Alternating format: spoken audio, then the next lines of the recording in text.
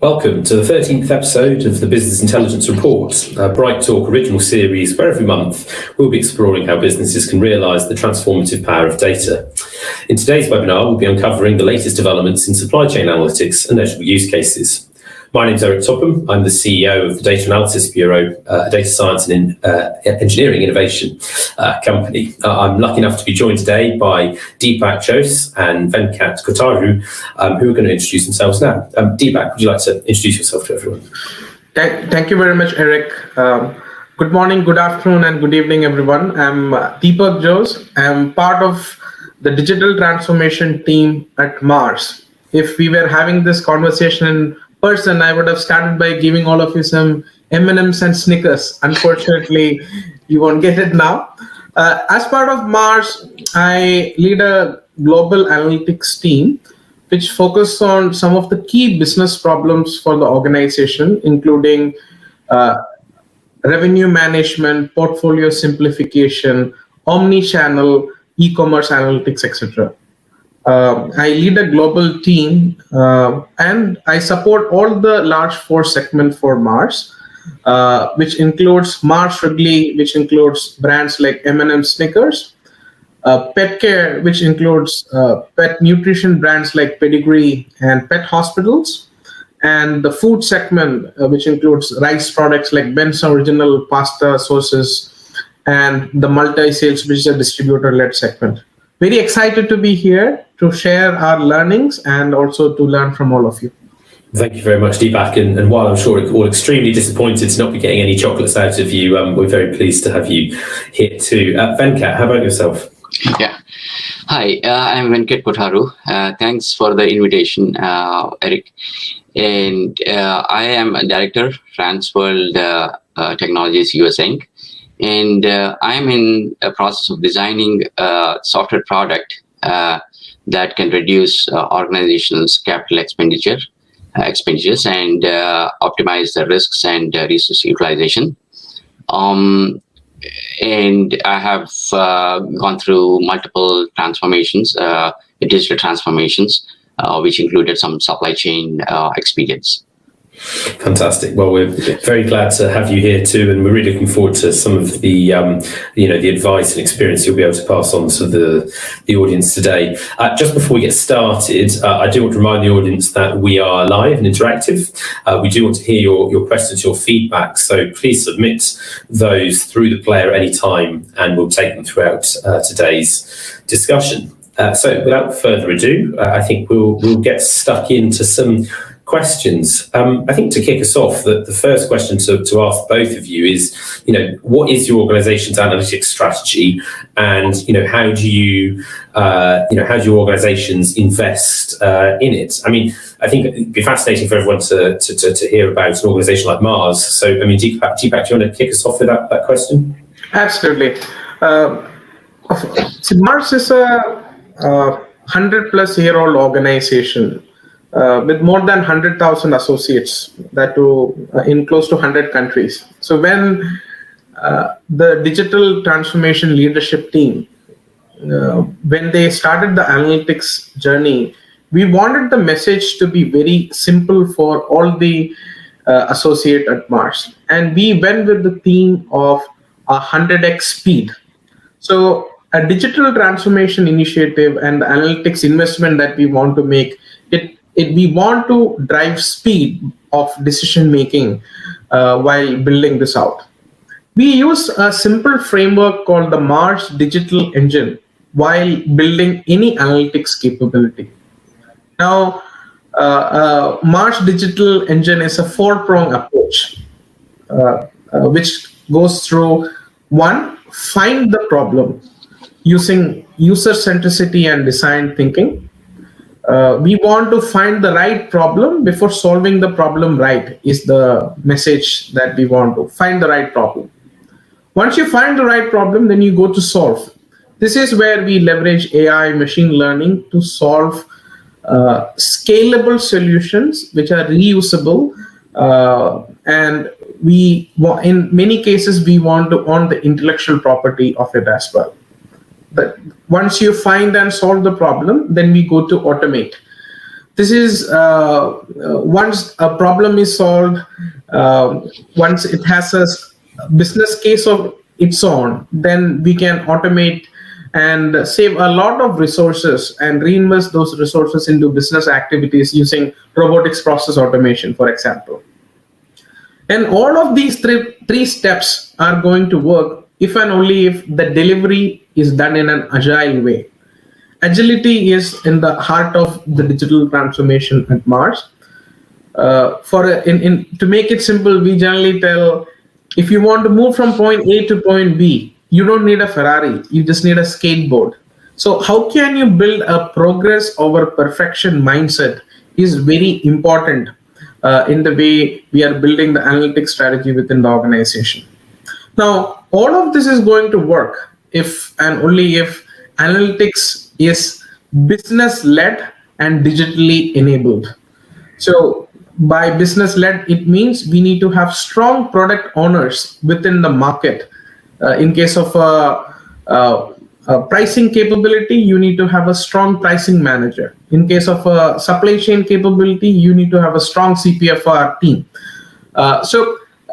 Having that drive product owner has helped us drive the value creation for our analytics strategy.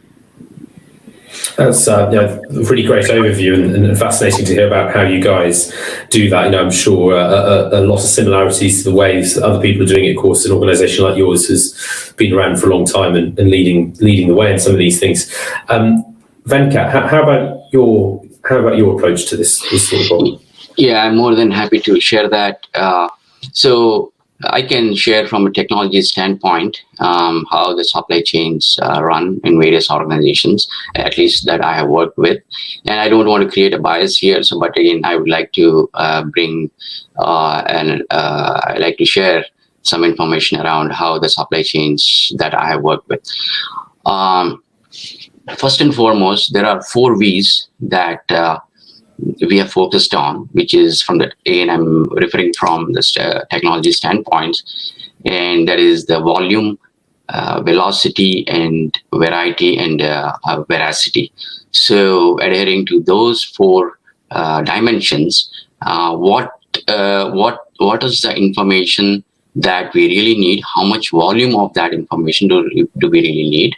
We have to make a balanced judgment, and that's what we did. So we may have streamed,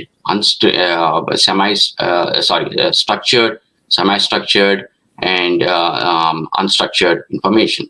So that is another variety of information.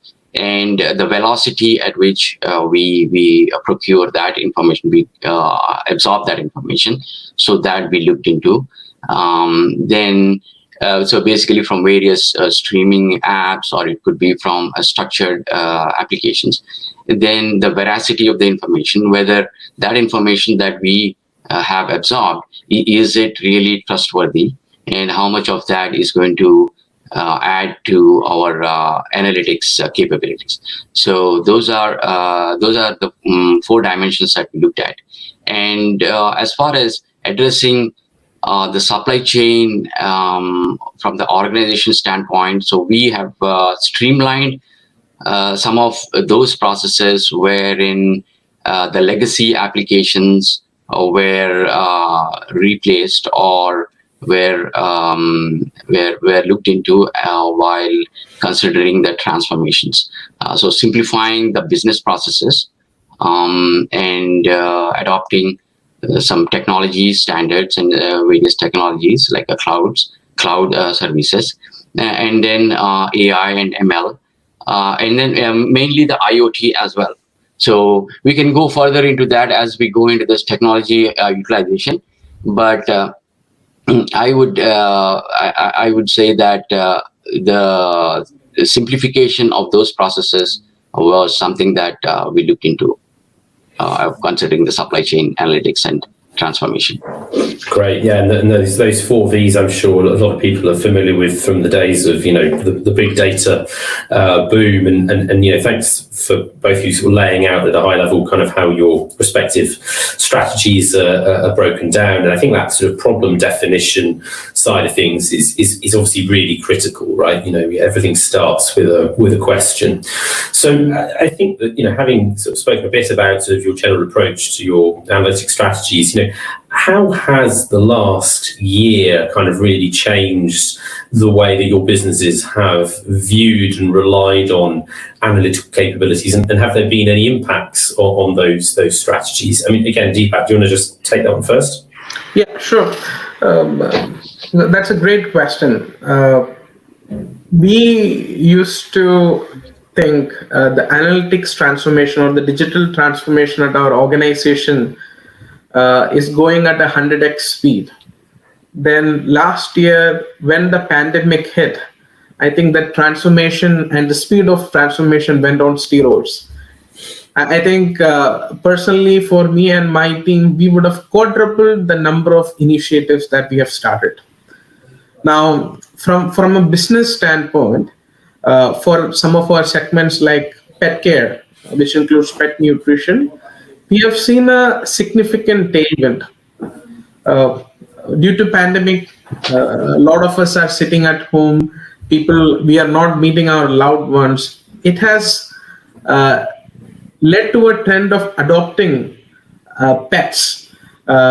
This is one of the year with the largest percentage increase in the number of pet adoption in the world that we have seen. Obviously, that's a great tailwind for us. And if you don't have a pet, I encourage all of you to have a pet. It's a good aspect, again, of the pet care segment growth.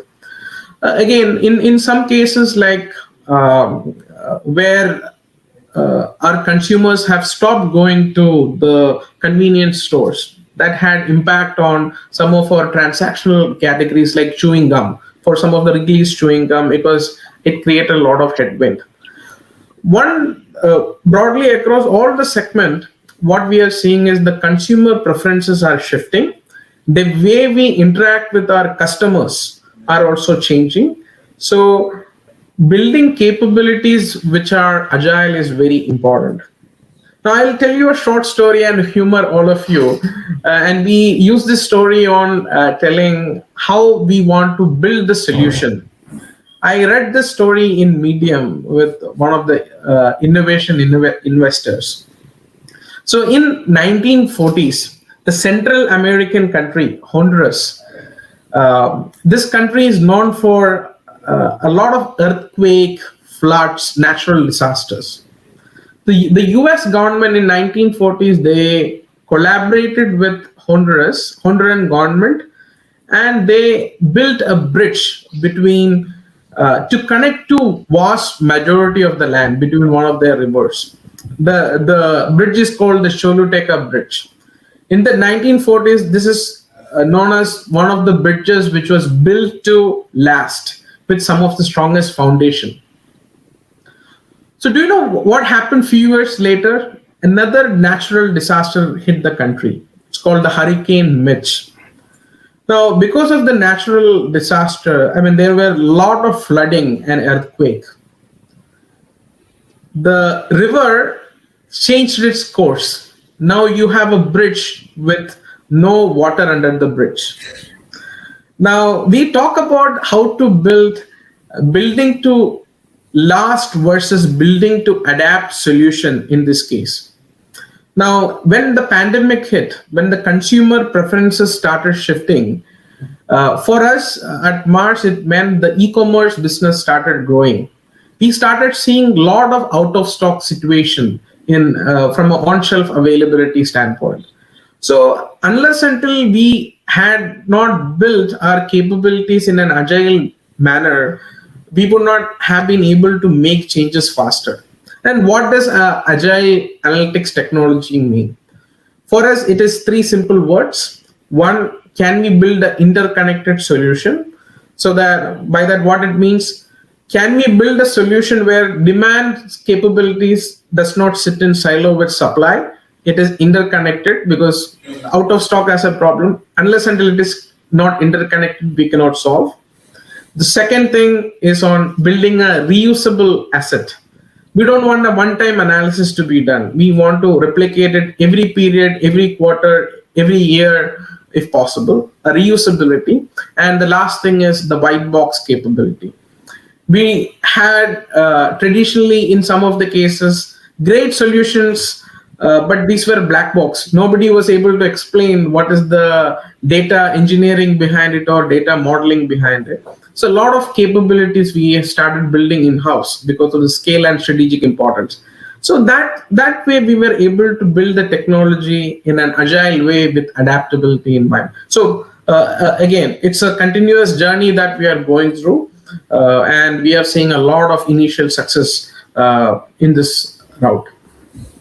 That's great, and yeah, the bit around the reproducibility and white boxing, I think, is something that a lot of people are now starting to look at seriously and appreciating the value of, and the agility that then gives you. I mean, Venkat, how about for you? How has the last year kind of really impacted things?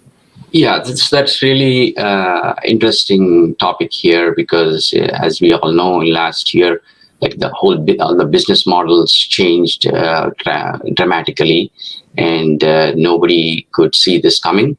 And I cannot agree more with Deepak. Absolutely, you're right, spot on with the agility. So as far as these channels right now, what we see is omni-channel supply chains. So there is no one. So right now, with the B2B is not really a B2B. It's fast changing to B2B to C or B2C, B2X. So now instead of retail, instead of the retail shops flooded with the goods, you have at your door. So those are some of the capabilities that the organizations have built in. But again, with the agile development, without the agile development, I think that wouldn't be possible.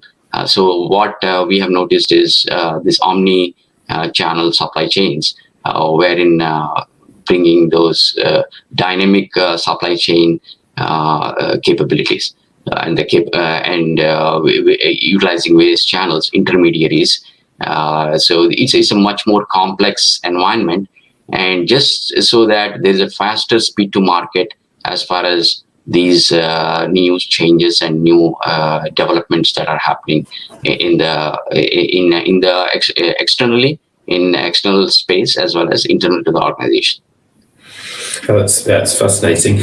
And we've just actually had a message come in from the audience, or a question rather, I guess sort of related a little bit to impacts, but perhaps on a slightly longer term. The question is, how is your organisation integrating ESG goals into supply chain analytics, especially in relation to food-related shifts, addressing climate change? Venkat, do you want to pick that one up? Yeah, so by addressing the ESG, especially around utilizing some of those technologies like IoT, capturing the environmental factors, various demographics, and various social factors. So all that is being now captured through emerging technologies. What we have seen is that there is a huge market in that space, and utilizing some of those emerging technologies like IoT and Internet of Things, wherein utilizing certain frameworks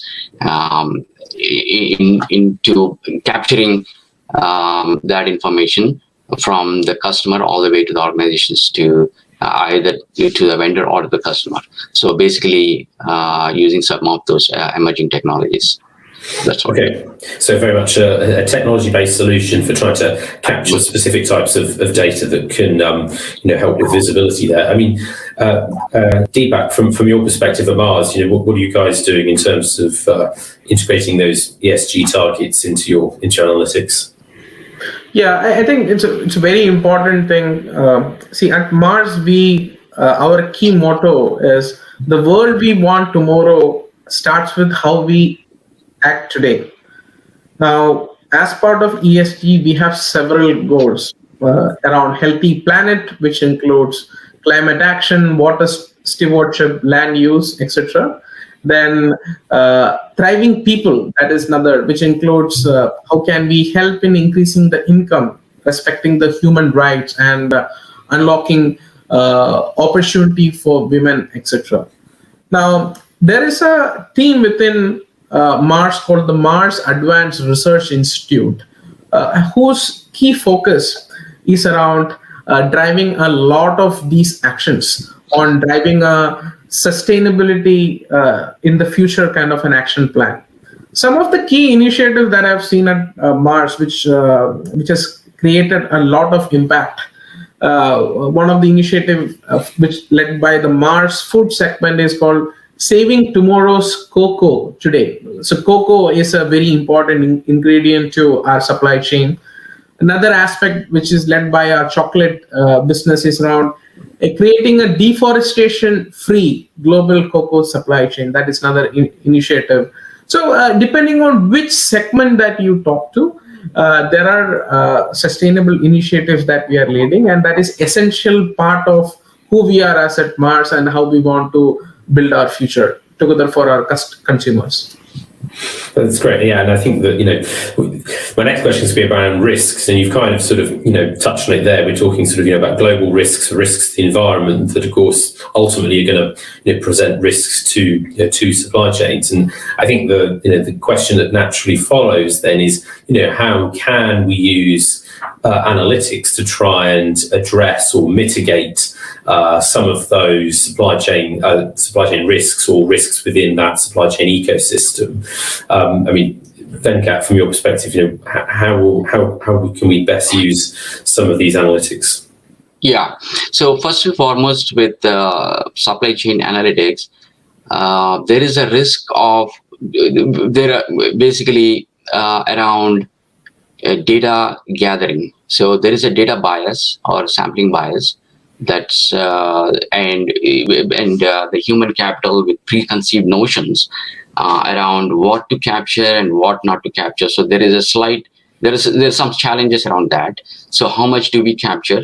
Okay, now is that a sufficient data, and did we include all the stakeholders as part of this information gathering? And are we making have we reached a point where we can make an informed decision?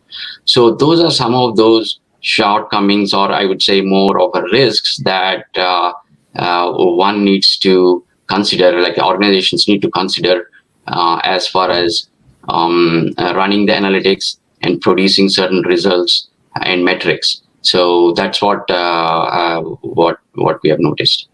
Okay, so those are some of the risks within the actual data that's being used for the analytics. But Deepak, from your point of view, what's the best way of using supply chain analytics to mitigate some of the risks in the supply chain itself?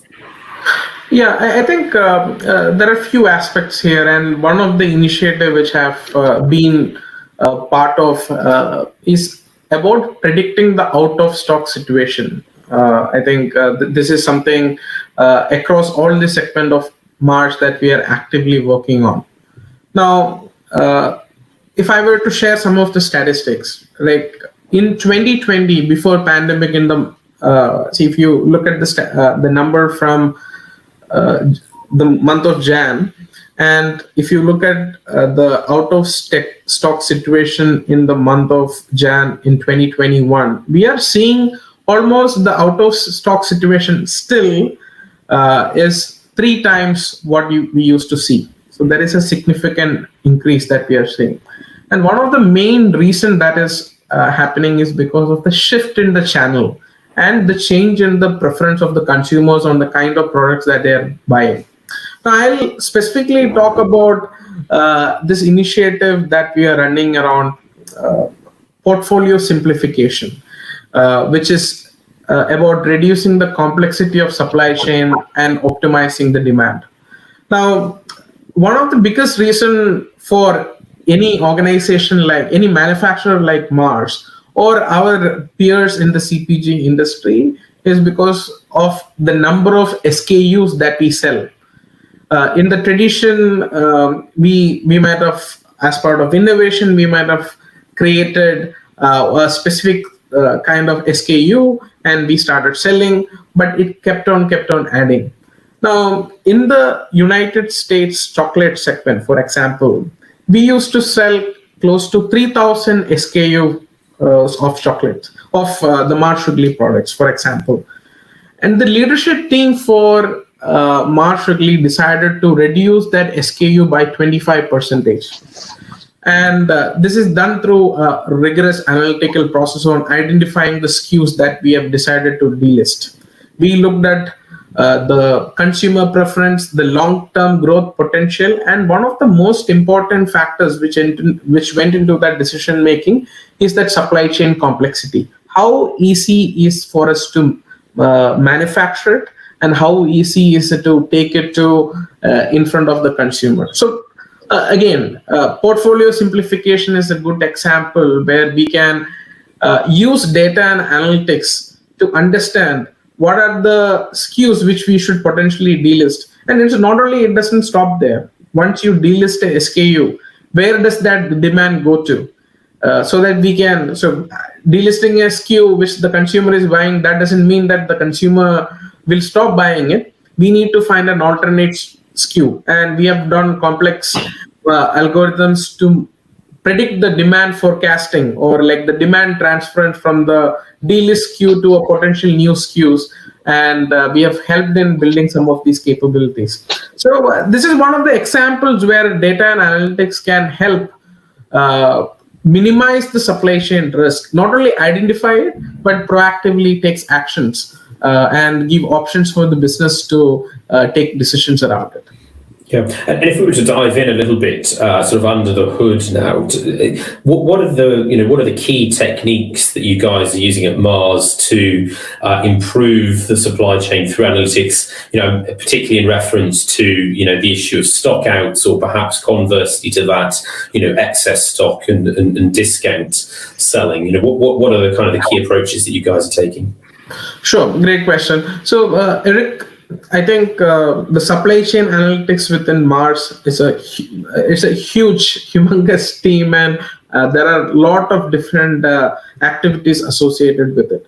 But one area which I can continue to focus on is where I focus on, which is the integration between supply chain and demand, like out of stock that we mentioned. Yeah, perfect. Now, when we think about building solutions for analytics, we think about it in 4 different layers.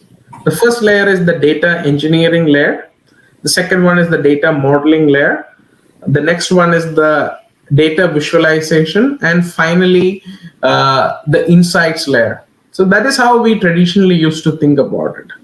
Now, as all analytics professional, all of us know that data analytics is not only about data to insights, it is all about insights to action as well.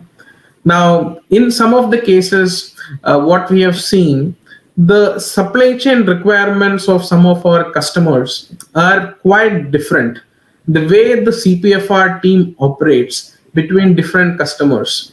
So if I were to pick up some of the large retail customers, like between a Walmart or a Kroger or a Tesco, the CPFR team, the forecasting process that we operate is completely different. So it is not only important so data to insights, now it is not the easiest task, because we need to integrate a lot of demand variables, the supply variables to build that data foundation, do that data quality assessment and messaging to build the right time series forecasting or the attribution model to forecast to generate the insights. I think, but we should not stop there. we should generate these insights and proactively work with the customer teams. In case of our B2B business, like when we deal with our large customers, we need to work with them and see what are the actions they can take. And in many cases, you would see it is not only about the agility of a manufacturer, it is also about the agility of the customer, which will help us solve in reducing or in implementing these insights as well. So the better partnership that we can build with the manufacturer and the customer who subsequently interact with the consumer, I think that is going to be good. Now, we are also building D2C business, direct to consumer business, that will have an entirely different level of risk and opportunities as well. That's great, and I want to come back to this, topic with Venkat around the improvement of supply chains and some of the specifics around the analytics that are used at various sort of interfaces. But just on that risk that you mentioned there, actually we've got a couple more questions that have just come into the audience, and Venkat, I don't mind if I'll put the first one to you. The question is, with regard to global supply chain, would you elaborate on any? The questions have just budged down for me. I'll start that again. Would you elaborate on any innovative approaches with regards to third-party risk mitigation? So I'll just read that again. With regard to global supply chains, could you elaborate on any innovative approaches with regards to third-party risk mitigation? Yeah, that's a really good question. So for first and foremost is as far as the third-party risks are concerned, from the supply chain standpoint, so if I have my suppliers and vendors, do they have the necessary interfaces? Because in one of the instances, there was a risk wherein the vendor did not have the capabilities that we had. And so now, in order to integrate that information and from vendor back and forth, we had to go to a kind of a primitive integration framework, and which was not really desired at that point of time.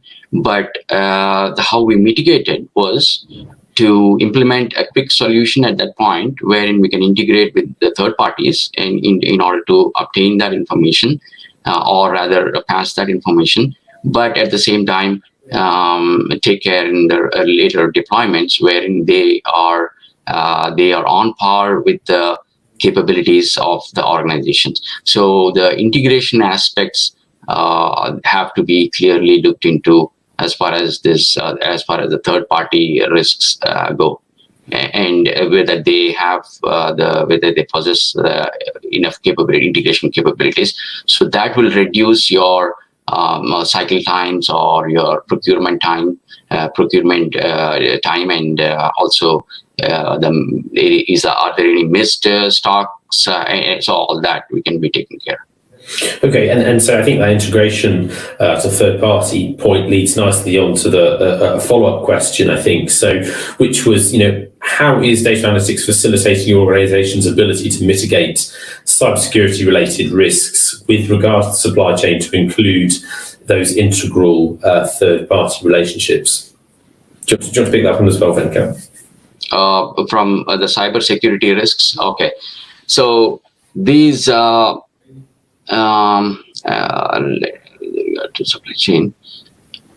Okay, so the integration has to be looked into from certain standpoints. One is that a regulatory environment that we are in, and if it is so, what technologies and integration capabilities that need to be built in. So, for example, if it is a cloud, do we have to go either the VPN route or whatever that could be, or it could be an express route? So to safeguard those the information back and forth. So, and the encryption mechanisms. So there are various other ways that we can look into as far as the cybersecurity and then the information security goes, especially the information sharing and information gathering from the vendors, or also passing back and forth. has to be through secure channels. And which, if that means if it's going to be dedicated channels, dedicated lines, it has to be. But so that comes at a cost. So depending on the regulatory environment, so what are we in a regulatory compliant and highly sensitive environments, then that is something that needs to be looked into. Great. Well, thanks. I hope that, what's the word, fulfills our audience members' curiosity. I'm just going to take us sort of back on track to where we were a minute ago. And I think we were just talking about sort of how analytics can, provide improvements to the supply chain and risk mitigation. Deepak, just going back to you then. So, how can analytics improve your organization's understanding across every aspect of their supply chain? You were talking about the fact that you focus on a particular set of interfaces, but if we just sort of zoom out for a second, how can analytics really drive that understanding? Yeah, I think, we need to think about the framework in which analytics is a broadly used term. I think to who you talk to and which analytics practitioner you talk to, analytics could mean a lot of different things. Now, one thing that we generally focus on is the fundamentals of understanding from a descriptive and a diagnostic standpoint what is happening in the business in the past, looking at the data, and diagnostic is more about why is it happening. Now, these are a couple of areas within, it's not only limited to supply chain, but across entire analytics spectrum across different functions, you will see these are relatively less complex problems, which gives you some immediate low-hanging fruits, but it gives you some incremental value. But one of the key focus that we have done at Mars is moving from a descriptive and diagnostic to predictive and prescriptive. And a predictive analytics solution generally tells you what do we need to do from a futuristic standpoint, and a prescriptive analytics tells you what are the steps that needs to be taken, looking at different scenarios, the optimization algorithm, etc. Now, when you move towards predictive and prescriptive, we have seen in any functions within sub-functions within supply chain or demand, what we have seen is the problems are much more complex. It is not as simple as that you would think, but the ability to generate value is significantly higher. Now, when you think about the end-to-end supply chain, the key decision that you need to take as an organization is what is the area that you want to focus.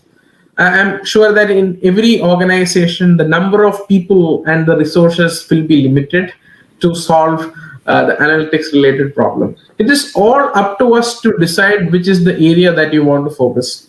Do you want to keep on solving the diagnostic, or should we keep on experimenting in predictive and prescriptive, which can drive more value? At Mars, within our team, what we have decided, we are going to focus more on predictive and prescriptive, which has generated significant value creation for us, from profitability improvement or a cost reduction or a revenue growth, which has helped us build the business case to keep on getting the investment, at the same time reducing the organizational risk as well. Yeah, and I think this point around value and focus is, I think, critical in most organisations, particularly where it comes to achieving buy-in with stakeholders and the such, like, particularly for organisations where perhaps they're a bit earlier in their journey than you are. And I think that kind of leads to another question that's just come in from the audience here, which is, as your organisations have and continue to go through this this process, could we provide some insight on how we achieve buy-in within an organisation, including how you achieve financial commitment for analytics projects and transformation projects? Venkat, do you want to pick that up? Yeah, that's really a good question. So organizations need to first show before even we proceed with the analytics and data collection, is the information that's being procured, is it sufficient, and does it really align with the business strategy that we have in place, and does it address some of those complex problems? Now,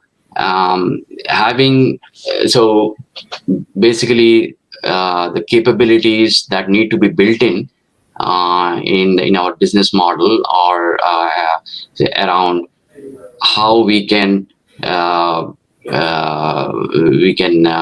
get a better how we can build the capabilities around the analytics. So the proof of concept is proof of concept or pilot projects, which are short projects wherein the stakeholders can be shown some of these results that can help to get a buy-in from them and can influence the stakeholders in procuring some of those funds. What we have noticed is the proof of concepts and running some pilot projects and enhancing the buying capabilities within the organization for a financial commitment. Yeah, absolutely. I think the sort of demonstration of value is absolutely critical, isn't it? And I think we spoke about problem definition with Deepak, so having very clear problem definition so that then your projects have high probability of success. And I think the other thing that people forget is engagement across the business and not necessarily coming at things from a purely technical perspective, achieving that buy-in with other end users of the system that you're building. In terms of then, how analytics, predictive analytics and prescriptive analytics that Deepak was talking about, Deepak, how do these types of analytics help businesses anticipate shifts in demand, and how does it actually proactively help them manage their resources? Very good question. And I think this is quite a follow-up to Venkat, your response on getting the buy-in as well, right? I think, why would an organization want to invest in any analytics project is the question that we want to ask. Now, as an analytics practitioner, there are three ways of executing analytics initiatives, right? Or you would see that across the industry, even within March, we see this. One is a data-led approach, which essentially, if it is led by an IT organization, the IT organization generally automate all the right data for the business, and they would hand it over to the business to generate insights and then subsequently take action on it. Now, there is an insights-led approach, which is mainly about, think about the traditional CMI organization, consumer marketing insights organization. They'll give you an insight over a period of time. Here is the insight, but they don't really worry about the data automation, neither they are worried about the action, but they give you excellent insight. Now, the third way of doing analytics in any organization, especially predictive or prescriptive, is what we call as the value-led approach, which means you do analytics where the decisions can be taken. In simple words, if somebody comes to you to do a dynamic pricing analysis or a pricing study, the first question that you need to ask them is, are you willing to have this tough negotiation with your customer? Are you willing to take that decision? Because end of the day, analytics is going to support that decision. So moving from, all of us are analytics practitioner. I don't want to call it I'm not bashing a data first strategy, but I'm telling business problem or business decision first, data second strategy.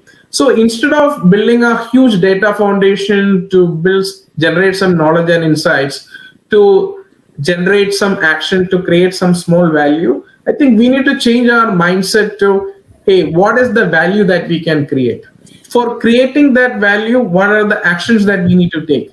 And for taking that action, what are the knowledge and insights, and what is the data that you need? So if we can significantly change our mindset to a value construct, I think the financial investments are going to follow, and at the same time, you will be able to focus around predictive and prescriptive, which are going to in turn give you insights, which will add to the organizational goals that you might have. Yeah, absolutely. And Venkat, from your perspective, you've got anything you want to add to that? About the buy-in, I think. Yeah, absolutely. Yeah. I think we've covered that in just some time back, as I was referring to. So yeah, I totally agree with Deepak on that.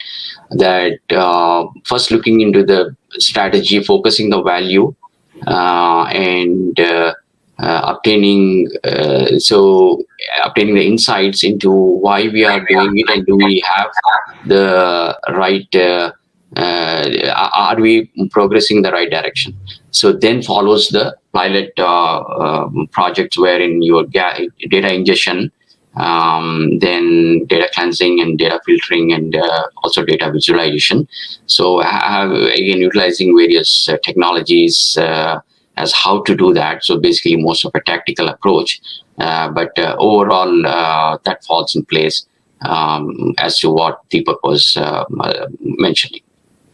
Okay, great. And so where do you see sort of the future of supply chain analytics, going from here? Of course, the last year, like you said, has sort of put things on steroids to some degree. So where do you see the world of supply chain analytics going from here, Venkat? Yeah. So I see that the cycle times are going to reduce much at a faster pace. So the days are gone when you have your DSOs, like the KPIs. Let's say if I pick one, days sales outstanding or payables outstanding. So all those are very fast. They're reducing. The thing is, you have agile development coming in. You have to meet your consumer demand as fast as possible. And so how can the organizations now look into getting the cash, how are the receivables working now? The inventory turnover is going to be needs to be pretty high. So if you have higher inventory turnover and you have your receivables are not working the way it's working, then you have a cash issue there. Now, again, on the other end, when you are making payables to the organizations are making payables to their vendors, so they are also demanding that that needs to be on time, or at least ahead of time, so that way they have their cash surplus, or at least they can have their cash. So the cycle times are going to reduce much faster in the future. The turnover is going to, so the industry benchmarks as far as the turnovers go will definitely shoot up, and because of the agile practices, and we don't have much room wherein you start implementing certain deployments and take a year. It's going to be much less than that, a month, and then you push the change, releases those better customer experience. Else the customers are going to move away from the organizations and look for somebody else. So the cycle times I see as far as the supply chain goes, end to end, those are going to reduce. Great. And Deepak, from your perspective, where's the future? Yeah, I think Venkat gave a very comprehensive answer, but I think from a near term, medium term, completely aligned to the thought process there. But in the long term future, I think we should not think about supply chain analytics. It should be integrated demand and supply analytics. I think at a functional level, supply chain analytics is going to get mature. And even if you think about in any organization, we are divided based on functions, which is a very traditional mindset. And I think in the future, we will move away from a functional, from a hierarchy structure to a network of problem solvers, in my opinion. I'm sure that in few years, instead of a supply chain analytics conversation, we are going to definitely have a enterprise analytics or a network analytics conversation from a long-term standpoint. Yeah, absolutely. I think this is the future of data and organisations. Moving away from a siloed view of the world to instead, interconnected data flows where different functions of the business can serve themselves in a much more sort of fluid and flexible manner. I mean, I wonder if I can push the two of you on perhaps some insight for the audience about maybe some key technologies that you might identify as kind of like the next big thing that's going to impact analytics within the demand and supply chain worlds. Venkat, anything that really stands out to you? Yeah, I see IoT is really going to be a big boom. So right now we have IoT, industrial IoTs, and so basically capturing the information on the edge, on the periphery, and how fast can that be transmitted to the corporate data centers, and how fast that can be leveraged to run your analytics and quickly respond to your consumers. So, for example, I can give you an instance where we had the manufacturing plants breaking down with the motors and with various other equipment. So, by looking at IoT implementation, it was proactively maintained. So now you have reduced issues with your equipment, and you can respond faster. Your inventory turnover is high, and the customer is experiencing a better information and then better service. So the emerging technologies, especially the IoT, I can very clearly see that is going to be playing a big role, especially with the network connectivity growing at a faster speed right now, with very high speed networks. So IoT is one of them that can leverage for supply chain. Absolutely, yeah. And I think something you touched on there, I'll come back to in a second, which is around sort of decentralization, if you like. But Deepak, for you, what's the big technological change or piece of technology that you see impacting things? Yeah, I think pretty much in line with what Venkat suggested. See, data virtualization is something that I would see it is going to get accelerated. Essentially because of one way of decentralization as well, and the business needs changing. Currently, from my standpoint, a lot of data and analytics works are currently being done by experts, data scientists or business translators, data engineers.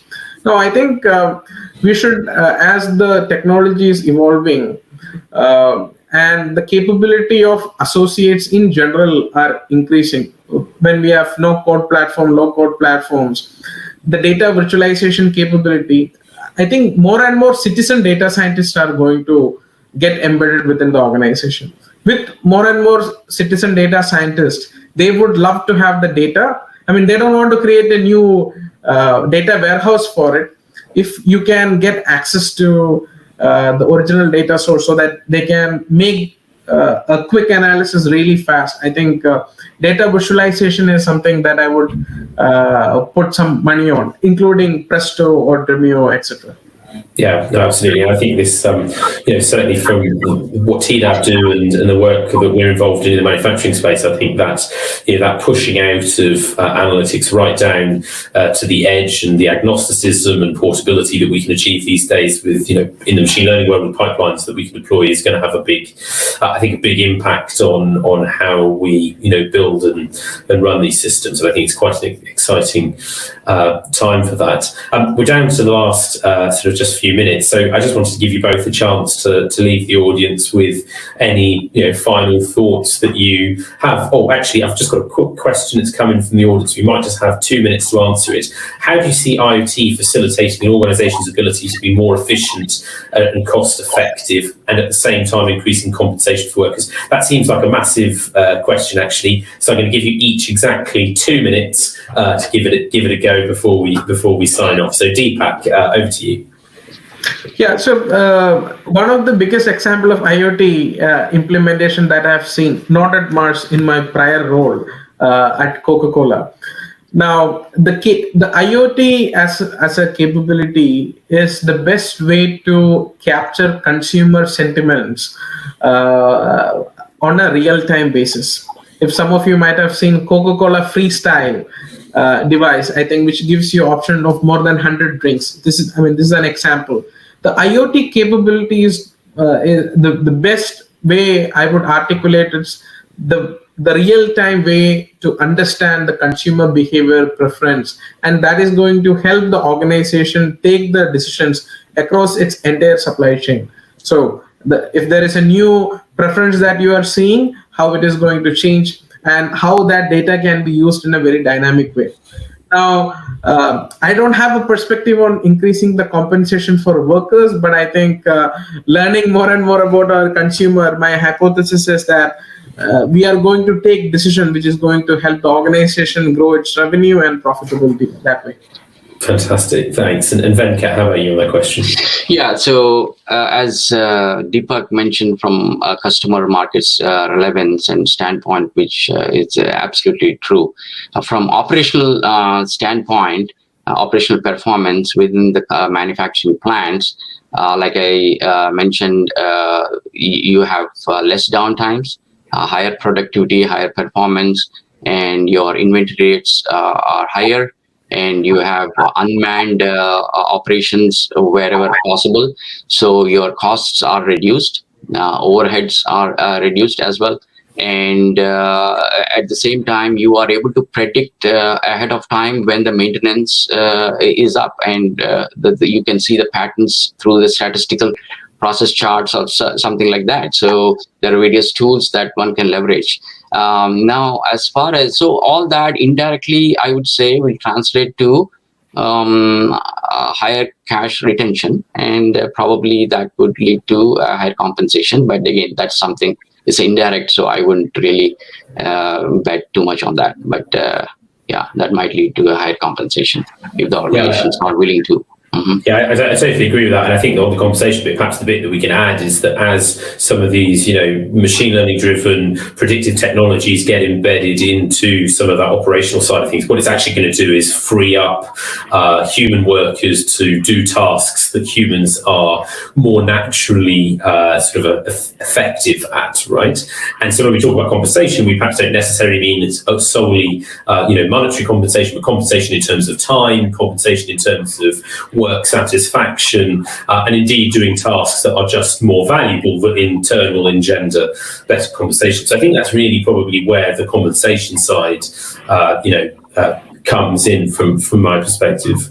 We're very much at the end of time, so I'm going to thank all of you, the audience, for attending the 13th episode of the Business Intelligence Report, and thank you, Deepak and Venkat, for joining us to share your perspectives and insights. It's been really invaluable talking to you, and I've certainly very much enjoyed it.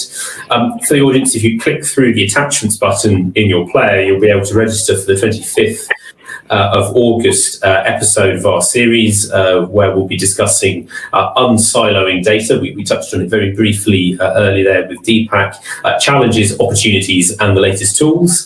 And lastly, we'd really appreciate your feedback on today's episode and suggestions for what you would like to hear in the future episodes of the series.